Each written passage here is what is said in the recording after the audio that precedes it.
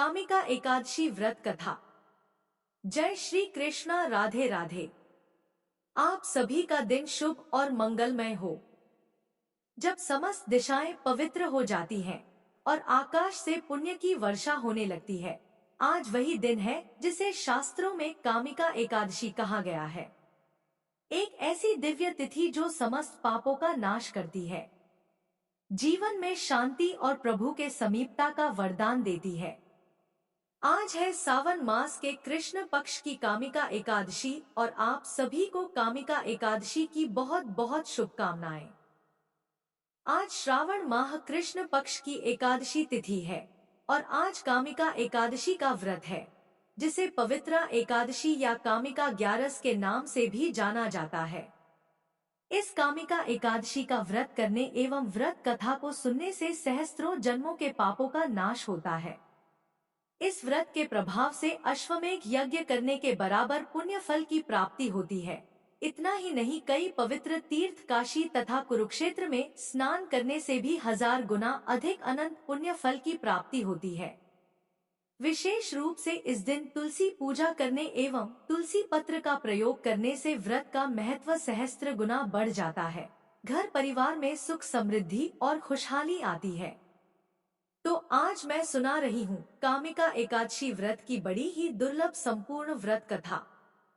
एक बार अर्जुन ने भगवान श्री कृष्ण से कहा, है मधुसूदन, आप मुझे कृपा करके बताएं कि श्रावण मास एकादशी का क्या नाम है और उसकी विधि क्या है। इसमें कौन से देवता की पूजा होती है तथा इसका व्रत करने से मनुष्य को कौन सा फल मिलता है। प्रभु यह सब विस्तार पूर्वक बतलाने की कृपा करिए। अर्जुन की बात सुनकर भगवान श्री कृष्ण ने कहा, है अर्जुन, इस एकादशी का वर्णन एक समय ब्रह्मा जी ने नारद जी के पूछने पर उन्हें सुनाया था, जिसे मैं तुमसे कहता हूँ, ध्यान पूर्वक इसका श्रवण करो। ब्रह्मा जी ने कहा, है नारद, श्रावण मास के कृष्ण पक्ष की एकादशी का नाम कामिका है। इसके महात्म्य को सुनने मात्र से ही अनंत शुभ फलों की प्राप्ति होती है।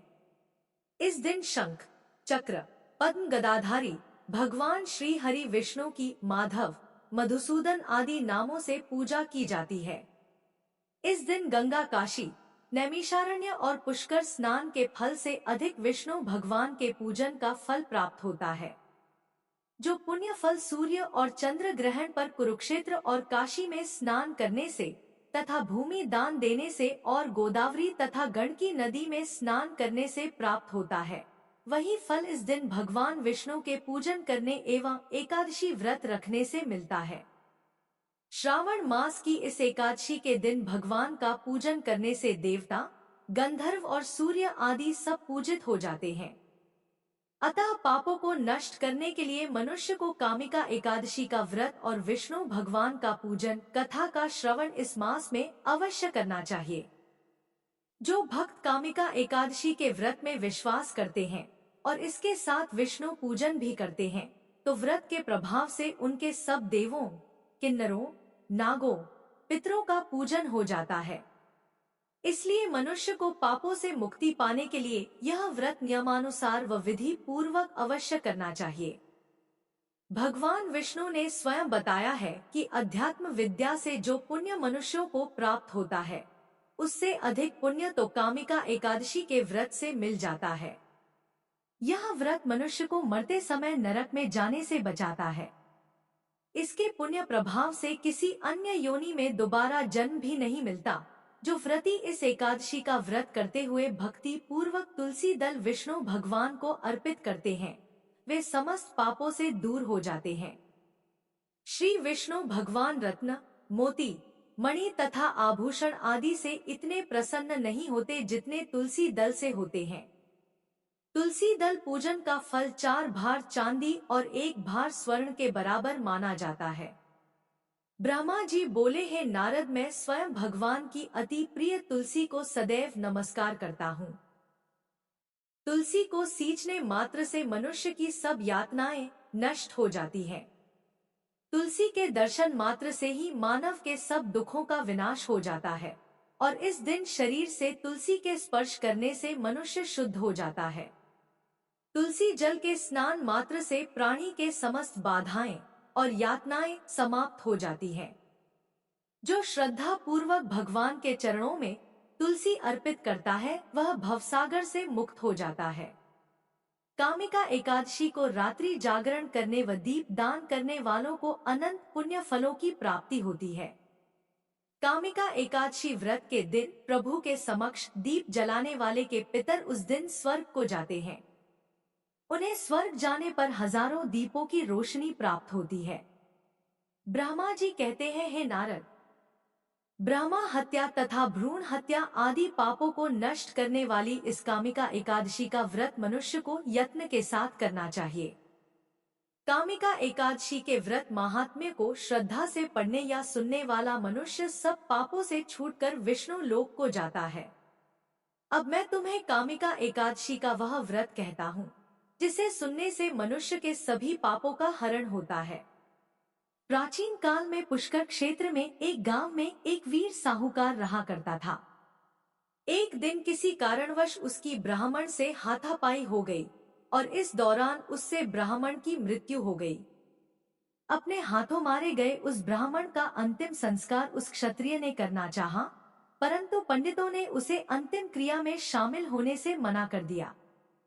अब इस प्रकार अनजाने में ही उस ब्राह्मण की हत्या करने से उस साहूकार को बड़ा भारी पाप लगता है और इस प्रकार वह ब्राह्मण ब्रह्मा राक्षस बन जाता है तथा हर दिन उस साहूकार को अनेकानेक प्रकार से उसे प्रेत बनकर डराया करता था। अब इस प्रकार इन सब चीजों से वह साहूकार बड़ा ही दुखित होता है तथा उसका शरीर दिन प्रतिदिन कृशकाय होने लगा। अब इस प्रकार उस ब्राह्मण की जब 13वीं आती है तो वह उस दिन उस ब्राह्मण की 13वीं में शामिल होने के लिए जाता है ताकि उसे ब्राह्मण की हत्या के पाप से मुक्ति मिल सके, लेकिन ब्राह्मणों ने उसे वहां भी शामिल नहीं होने दिया।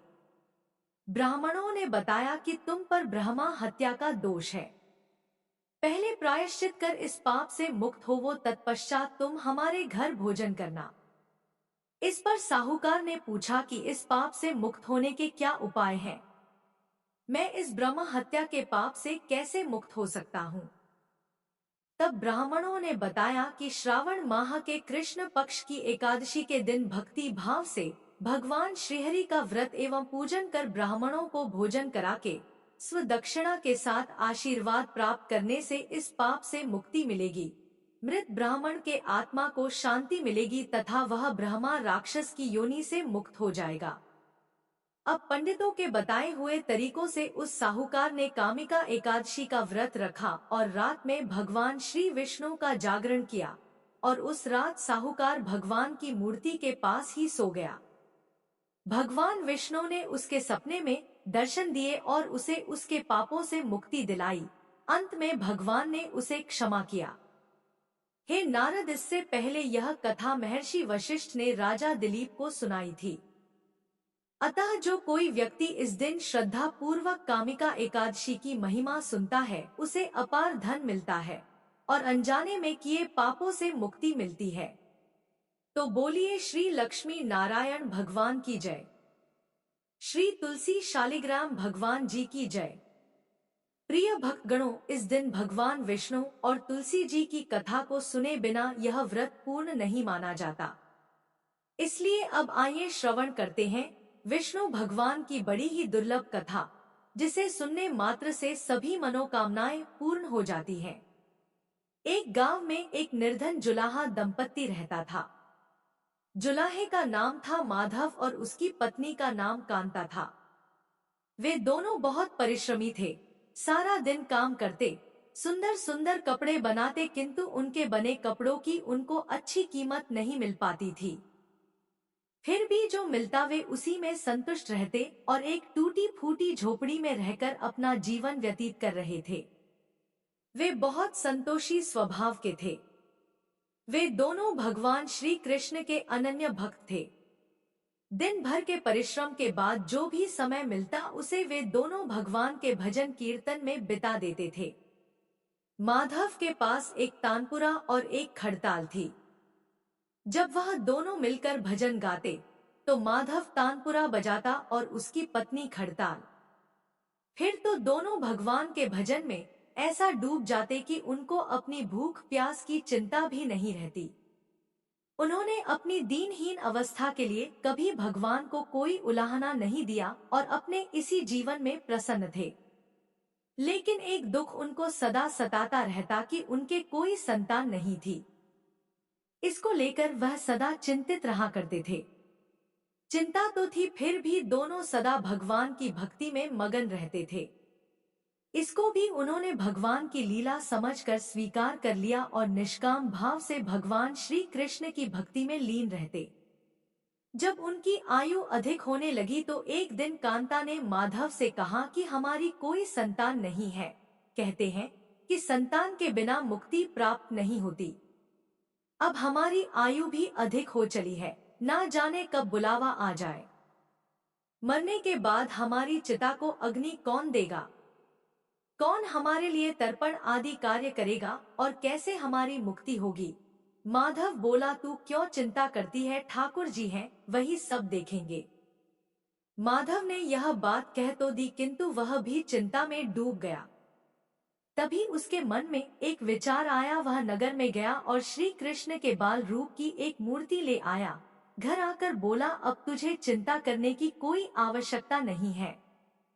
मैं यह बाल गोपाल लेकर आया हूँ, अब से यही हमारे पुत्र हैं। माधव बोला, अगर हम संतानहीन हैं, तो यह भी इन्हीं की इच्छा है। हम इनको ही अपने पुत्र के समान प्रेम करेंगे। यही हमारे पुत्र का दायित्व पूर्ण करेंगे। माधव की यह बात सुनकर कांता अत्यंत प्रसन्न हुई।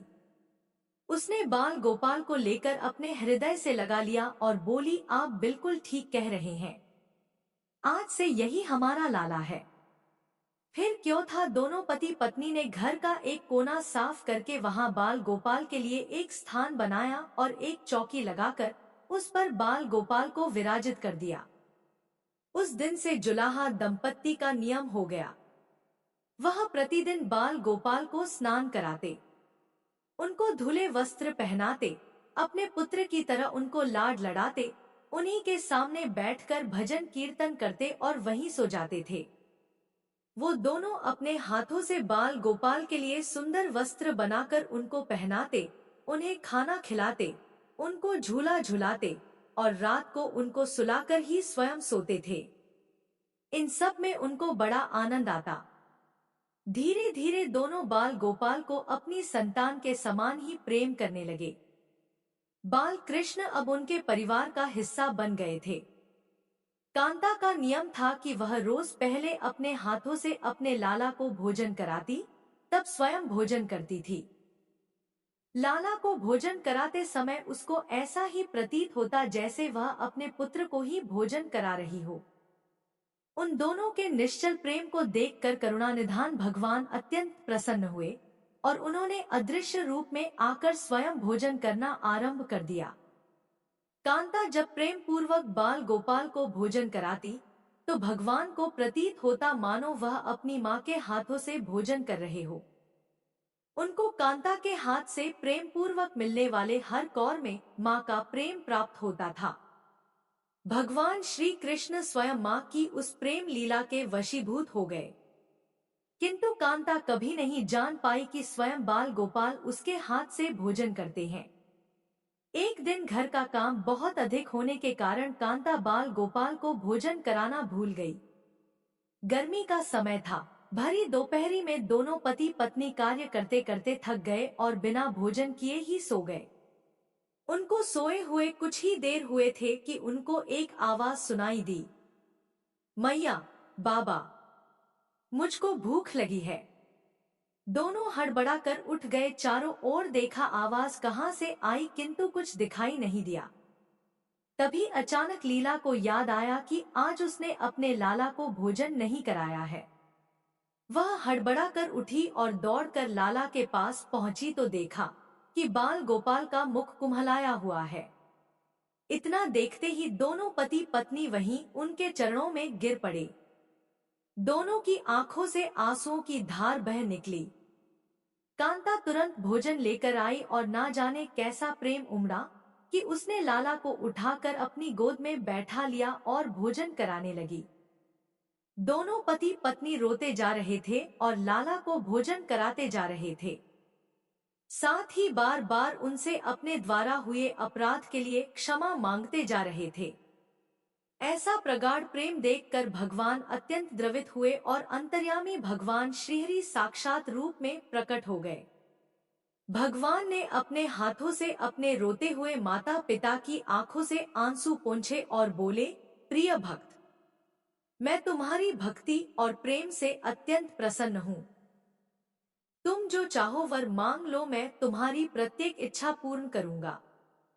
इतना सुनते ही दोनों भगवान के चरणों में गिर पड़े और बोले, हे दया निधान, आप हमसे प्रसन्न हैं और स्वयं हमारे सम्मुख उपस्थित है, इसी से हमारा जीवन धन्य हो गया।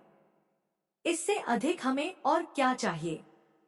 इससे अधिक किसी भी वस्तु का भला क्या महत्व हो सकता है? आपकी कृपा हम पर बनी रहे, बस इतनी कृपा करना।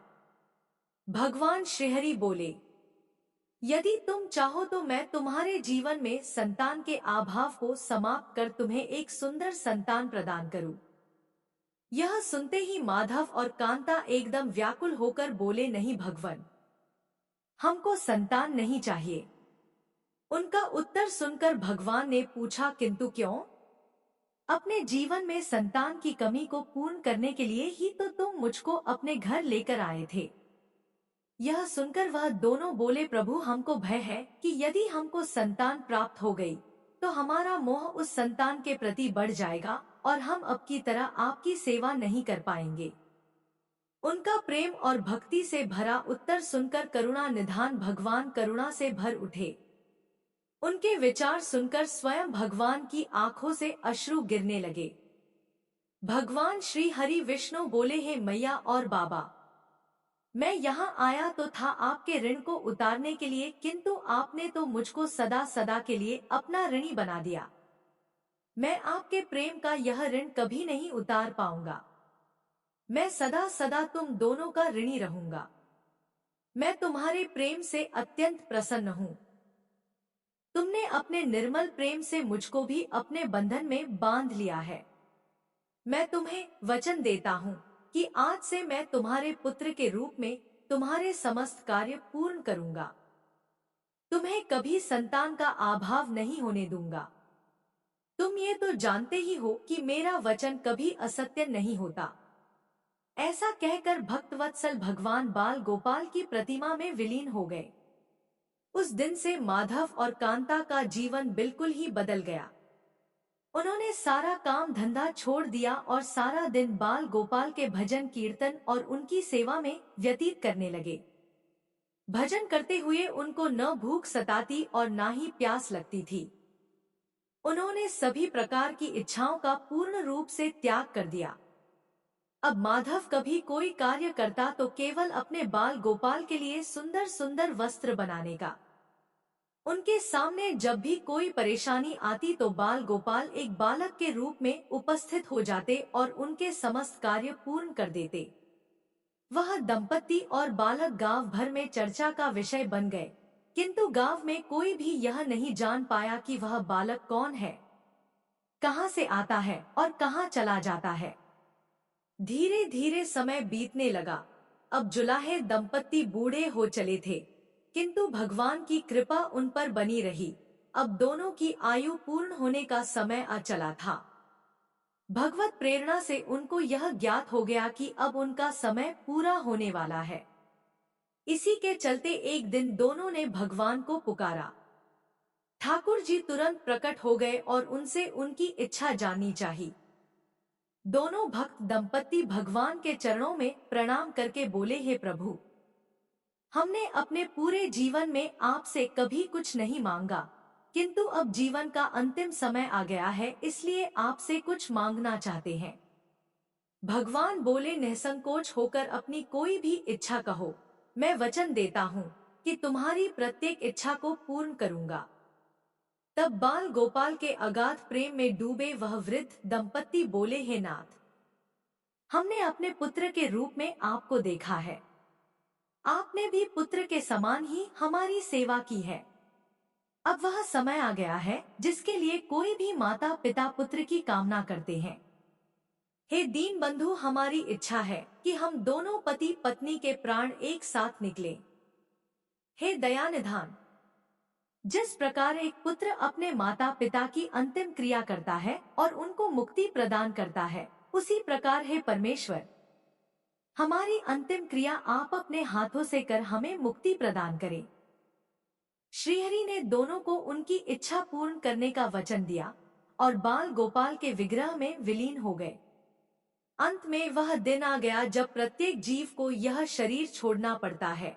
दोनों वृद्ध दंपति बीमार पड़ गए।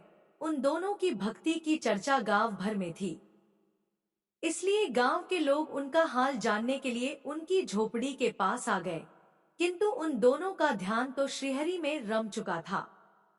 उनको नहीं पता था कि कौन आया है कौन नहीं। तभी अचानक एक चमत्कार हुआ। जुलाहे की झोपड़ी एक तीव्र और अलौकिक प्रकाश से भर उठी। वहां उपस्थित समस्त लोगों की आंखें बंद हो गई। किसी को कुछ भी दिखाई नहीं पड़ रहा था। कुछ लोग तो झोपड़ी से बाहर आ गए तो कुछ वहीं धरती पर बैठ गए। तभी श्री हरि अपने दिव्य चतुर्भुज रूप में प्रकट हुए। उनकी अद्भुत शोभा समस्त सृष्टि को आलोकित करने वाली थी, जो वातावरण में एक दिव्य सुगंध भर गई। वे अपनी मंद मंद मुस्कान से अपने उन भक्त माता पिता की ओर देख रहे थे। उनका यह दिव्य रूप देखकर दोनों वृद्ध अत्यंत आनंदित और मंत्रमुग्ध हुए जा रहे थे। अपने दिव्य दर्शनों से दोनों को तृप्त करने के बाद करुणामय लीलाधारी समस्त सृष्टि के पालन करता श्री हरि वहीं उन दोनों के निकट धरती पर ही उनके सिरहाने बैठ गए। भगवान ने उन दोनों भक्तों का सर अपनी गोद में रख लिया। उनके शीश पर प्रेम पूर्वक अपना हाथ रखा। तत्पश्चात अपने हाथों से उनके नेत्र बंद कर दिए। इतना करते ही तत्काल दोनों के प्राण निकलकर श्रीहरि में विलीन हो गए। पंचभूतों से बना शरीर पंचभूतों में विलीन हो गया। कुछ समय बाद जब वह दिव्य प्रकाश का लोप हुआ तो सभी उपस्थित ग्रामीणों ने देखा कि वहां ना तो माधव था, ना ही कांता थी और ना ही बाल गोपाल। बचे थे तो मात्र कुछ फूल जो धरती पर पड़े थे और एक दिव्य सुगंध जो वातावरण में चारों ओर फैली थी। विस्मित ग्रामीणों ने श्रद्धा से उस धरती को नमन किया। उन पुष्पों को उठाकर ग्रामवासियों ने शीश से लगाया तथा माधव और कांता की भक्ति और गोविंद के नाम का गुणगान करते हुए चल दिए। उन पुष्पों को श्री गंगा जी में विसर्जित करने के लिए। सच्चा भक्त वह है जो एक क्षण के लिए भी भक्ति से विमुख नहीं होता है, अर्थात जिसका चित्त ईश्वर में अखंड बना रहता है, वही सच्चा भक्त कहलाता है। सरल शब्दों में कहें तो भक्ति के अंतिम चरण का अनुभव करने वाले को ही भक्त कहते हैं। एक बार प्रेम से बोलिए विष्णु भगवान की जय। एक बार प्रेम से बोलिए श्री लक्ष्मी नारायण भगवान की जय। आइए अब तुलसी माता की कथा को सुनते हैं। कहते हैं कि तुलसी माता की कथा सुनने से ही एकादशी व्रत कथा पूर्ण माना जाता है और सभी मनोकामनाओं की पूर्ति होती है।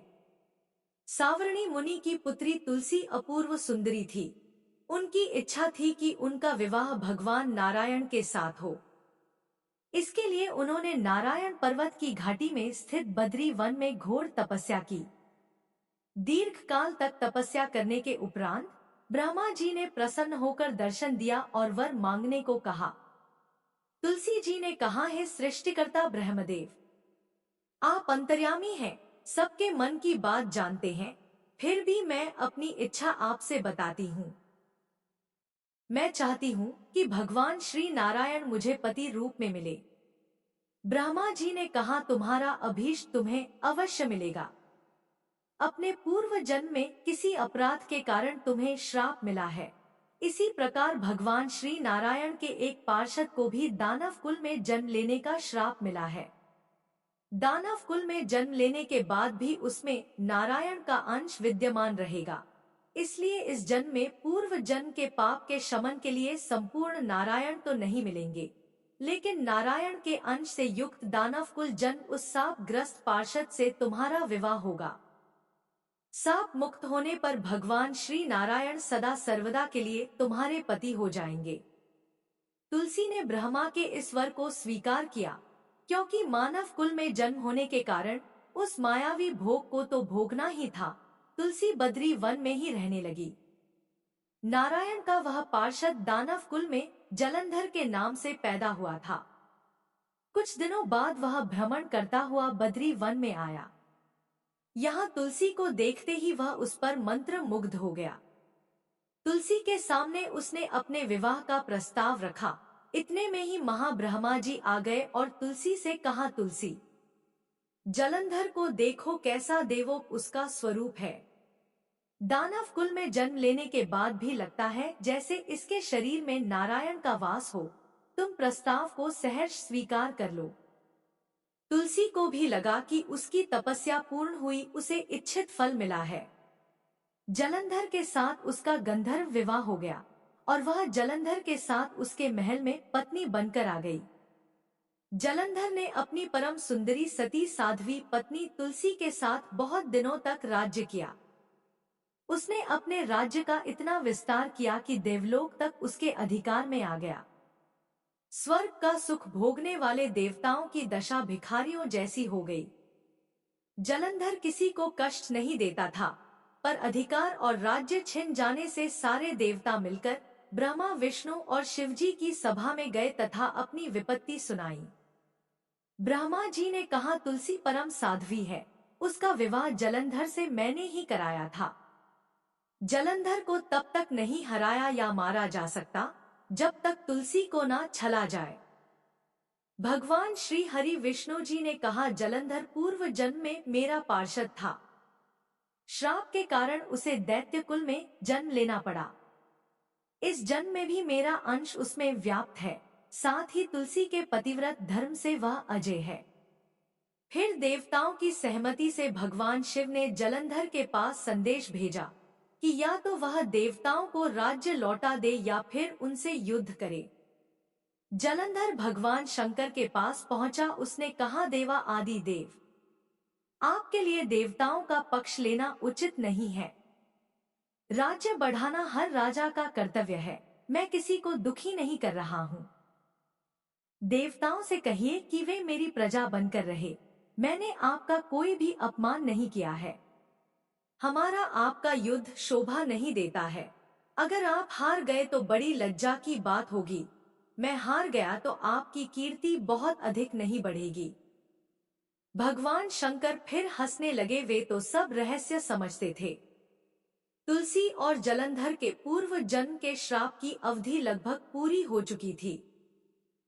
फिर शंकर जी बोले, इसमें कीर्ति और लज्जा की बात नहीं है। तुम देवों को राज्य लौटाकर उन्हें उनके पद पर प्रतिष्ठित होने दो। युद्ध से बचने का यही एक उपाय है। जलंधर ने कहा, मैंने युद्ध के बल से देवलोक जीता है, कोई उसे युद्ध के द्वारा ही वापस ले सकता है। यह मेरा अंतिम उत्तर है। अब मैं जा रहा हूँ। ऐसा कहकर जलंधर चला गया। उसने अपनी पत्नी तुलसी को सारी बातें बताई और कहा, कर्म भोग सब काल सूत्र में बंधा है। जीवन में हर्ष, शोक, भय, सुख, दुख, मंगल अमंगल काल के अधीन है। हम तो केवल निमित्त हैं। संभव है भगवान शिव देवों का पक्ष लेकर मुझसे युद्ध करें। तुम चिंता मत करना, तुम्हारा सती तेज मेरी रक्षा करेगा। दूसरे दिन भगवान शंकर के नेतृत्व में देवताओं ने युद्ध छेड़ दिया। जलंधर ने भीषण बाणों की वर्षा कर उनका वेग रोका। उसके प्रहार से देवता डगमगाने लगे। उसने दानवी शक्ति का प्रयोग कर मायावी युद्ध आरंभ किया। युद्ध स्थल पर वह किसी को भी दिखाई नहीं देता था, पर उसके अस्त्र शस्त्र प्रहार कर देवों को घायल कर रहे थे। देवगण अपने अस्त्र चलाएं तो किस पर चलाएं, क्योंकि कोई शत्रु सामने था ही नहीं। कई दिनों तक इस तरह भयंकर युद्ध चला और जलंधर पराजित नहीं हुआ। तब शिव जी ने विष्णु से कहा, विष्णु कुछ तो उपाय करो, अन्यथा मेरा तो सारा यश मिट्टी में मिल जाएगा। विष्णु जी ने सोचा, बल से तो जलंधर को हराया नहीं जा सकता, इसलिए छल का सहारा लेना ही पड़ेगा। उन्होंने तुरंत अपना स्वरूप जलंधर जैसा बनाया और अस्त्र शस्त्र से सुसज्जित हो तुलसी जी के पास पहुंच गए और बोले, प्रिय मैं युद्ध जीत गया, सारे देवता भगवान शंकर समेत मुझसे हार गए। इस खुशी में आओ मैं तुम्हें अपने अंग से लगा लूं। पति को प्रत्यक्ष खड़ा देख तथा विजय का समाचार सुन वह दौड़कर मायावी जलंधर के गले से लिपट गई। इस प्रकार पति पत्नी दोनों ने आलिंगन हो खूब खुशी मनाई।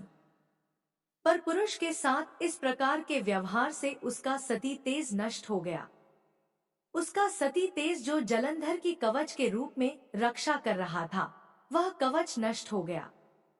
जलंधर शक्तिहीन हो गया। यह जानते ही भगवान शंकर ने उस पर अपने त्रिशूल से प्रहार किया। त्रिशूल के लगते ही जलंधर जलकर भस्म हो गया।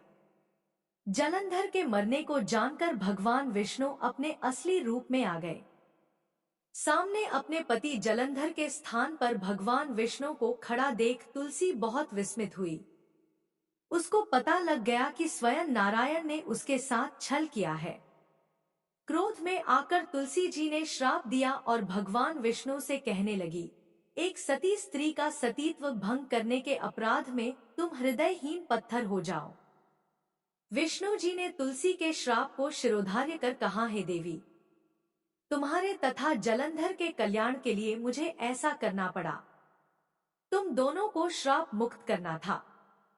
तुम भी अब अपना शरीर त्याग कर तुलसी बिरवा के रूप में जन्म लोगी और मेरी पूजा तुलसी दल से होगी। मैं शालीग्राम पत्थर बनूंगा, मेरे शीश पर तुम आदर से विराजमान होगी। तुम्हारे पति की हड्डियों के चूर्ण से शंख की उत्पत्ति होगी। उस शंख ध्वनि से देवताओं तथा मेरी पूजा आराधना होगी। जहां शंख ध्वनि होगी वहां मंगल में मैं विराजमान रहूंगा। तुमने पूर्व जन्म में बद्री वन में मुझे पाने के लिए बड़ी तपस्या की थी। अब अगले जन्म में मैं नारायण के रूप में बद्रीनाथ वन में स्थापित होऊंगा और मेरी पूजा अर्चना फल फूल से ना होकर तुम्हारी तुलसी दल से होगी। मेरे शीश पर विराजमान होकर तुम मुझसे भी ऊंचा पद प्राप्त करोगी। बोलिए श्री लक्ष्मी नारायण भगवान की जय। बोलिए श्री तुलसा जी शालिग्राम जी की जय।